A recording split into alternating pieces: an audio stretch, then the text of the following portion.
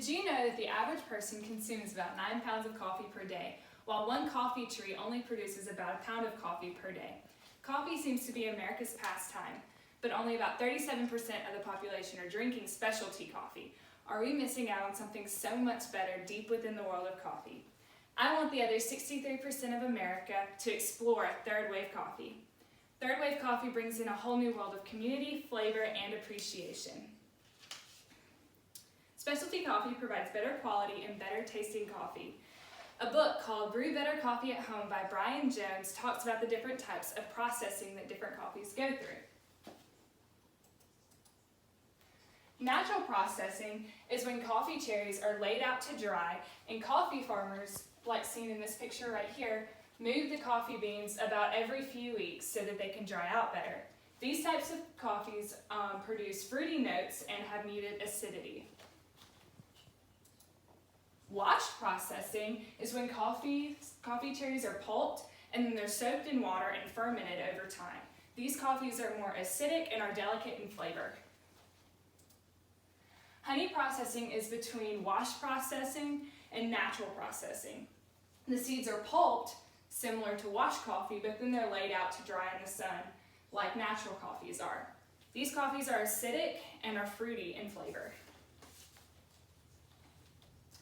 Something really interesting is that the Specialty Coffee Association produced what is called a flavor wheel, which is seen up here. All the flavors on this wheel are flavors that are found in black coffee.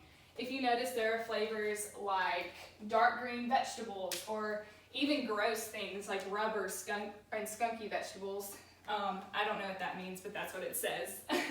But those are usually coffees that aren't good and have been processed or roasted wrong.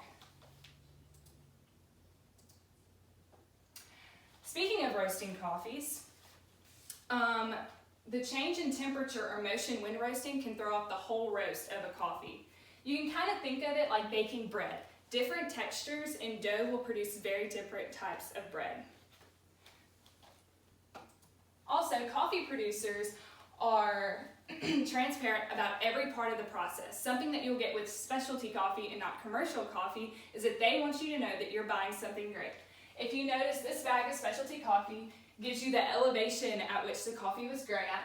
It gives you the origin where the coffee came from. It tells you the process, the roast profile, even the roast date, which of course this is a stock photo, so it doesn't have an actual roast date on it. But if you were to buy this in a shop, it would. It even tells you the flavor notes that are in this coffee. Also, specialty coffee has a grading system. It's a 100-point system, and coffees that receive a score of 80 points or higher are considered specialty coffee. While producers are intricate about the production of coffee, baristas are intricate about the brewing of coffee. This is called a pour-over. This is a type of brew method. Water is poured, this is a Chemex and this is a Kalita. These are two different types of pour-overs. They essentially have the same process going on here. You pour water into this sort of cone-shaped vessel where the coffee grounds are held, and then the coffee falls through into some sort of vessel below. This is a French press. These are more common. Coffee grounds are steeped kind of like tea, and then a metal filter is pressed to separate the coffee grounds from the coffee. And this is my personal favorite. This is an AeroPress. It acts like a syringe. The coffee grounds are steeped similar to that of a French press, and then it is pressed through into your cup below. That's why I like to use it, because you can actually press your coffee right into whatever you're drinking it in. Every step also of the process is crucial. I interviewed a barista at a local third wave coffee shop here in Tupelo. His name is Marcus Gray, and he gave us a few tips to consider when you're brewing coffee.